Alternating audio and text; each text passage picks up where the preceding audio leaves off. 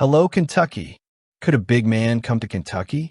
We're talking about Alabama's Muhamm Diabate.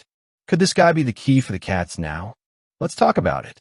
In a transfer market that is already starting to heat up, the Kentucky Wildcats have shown a strategic move to strengthen their roster for the 2025-26 season. With Mark Pope, the program is looking for players who not only complement the current team, but also bring versatility and depth to the roster. Although the attempt to bring Yaxel Lendeborg from UAB was frustrated with his official commitment to the Michigan Wolverines, Kentucky seems to have found a promising and potential alternative in Alabama's Mouhamed Diabate. The departure of Lendeborg, a player who has emerged as one of the most sought-after stars on the college scene, could initially be seen as a setback for Pope's plans. However, it is important to note that college basketball is a game of adaptability and opportunity. The Cuban-American big man, while impressive with his averages of 17.7 points and 11.4 rebounds per game, is now testing the waters of the NBA draft, meaning his final decision could still take him away from the college court.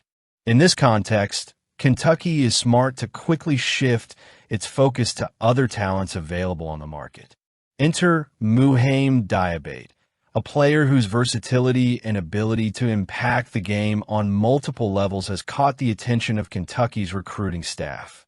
Diabate is a forward who can play both the 3 and 4 positions, giving Pope tactical flexibility to shape his offensive and defensive systems. Last season for Alabama, he averaged solid 7.2 points, 5.9 rebounds, and 1.1 assists in just 16 minutes per game. While these numbers may seem modest at first glance, they gain relevance when you consider his shooting efficiency: 61.7% overall and 46.2% on three-point attempts, even with few outside opportunities. What makes Diabate such an interesting option for Kentucky is his ability to fit into different roles within the team. As someone who can open up the perimeter with his long-range shooting, while also contributing physically in the paint with rebounding and defensive presence, he would be a valuable addition to players like Cam Williams and Jalen Lowe, who are already confirmed for next season. Additionally, his 2-season experience at Alabama, where he saw significant minutes against top-tier opponents in the competitive Southeastern Conference (SEC), shows that he is prepared to face the challenges of playing for an elite program like Kentucky. Another positive is the fact that Diabate still has 2 seasons of eligibility remaining. This means that if he decides to transfer to Kentucky, the program will have the opportunity to develop his talent over a longer period of time, something that has always been a hallmark of Mark Pope's teams. The coach has shown an ability to get the most out of his players, helping them develop both individually and collectively. Diabate, with his multifaceted profile, seems like the type of athlete who could thrive with this approach.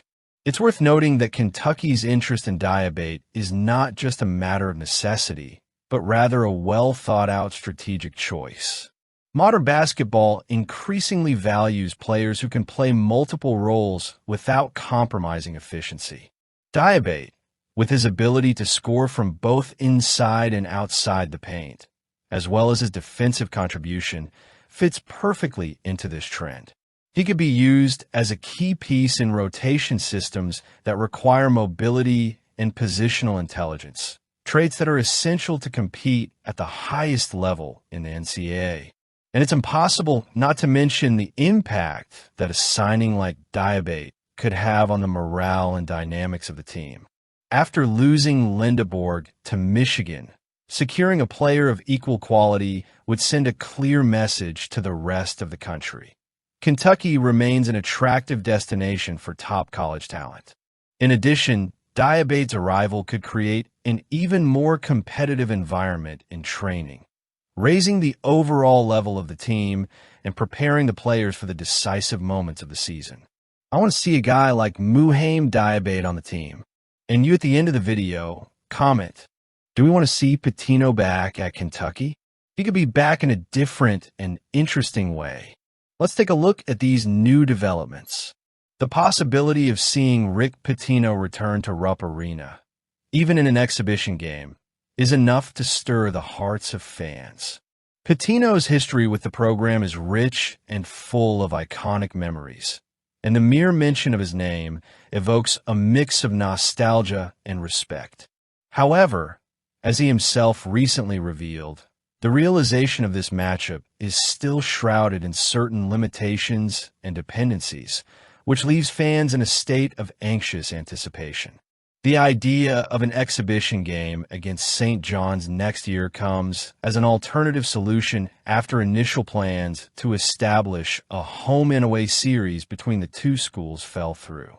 Although Pitino has expressed his preference for a traditional rivalry, with regular games and alternating seasons, the current NCAA rules provide a window of opportunity through exhibition games. These meetings, while not directly impacting the standings or tournaments, allow teams to test their strengths, fine-tune their dynamics, and provide fans with special moments before the official start of the competitive season. The context of this potential matchup becomes even more relevant when we look at the current landscape of college basketball. In recent years, there has been a growing effort to revitalize memorable games and create new rivalries outside of traditional conferences. A matchup between Kentucky and St. John's, even in an exhibition format, would be one of those events that is special regardless of the final score.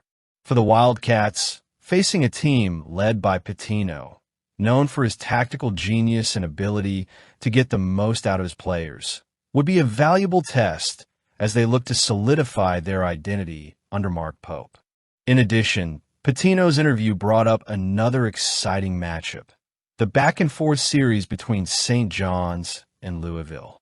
The Pitino-Louisville rivalry is another landmark in college basketball history, and the announcement of a game at Madison Square Garden is already generating significant interest. This commitment, combined with the possibility of a game against Kentucky, demonstrates Pitino's efforts to position St. John's as a significant player in an increasingly competitive schedule.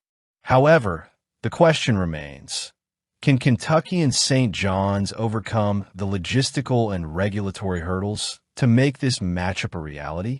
Exhibition game or not, Pitino's presence at Rupp Arena would be a monumental event. He left an indelible legacy in Lexington, taking the program to stratospheric heights during his tenure, and his connection with fans remains strong even decades after his departure. Seeing the legendary coach return, now donning the Red Storm colors, would be an occasion filled with symbolism and emotion. In the meantime, Kentucky fans can only dream of the possibility. Should the game actually happen, it would be a unique opportunity to celebrate the past while looking to the future. I want to see your opinion now. Comment.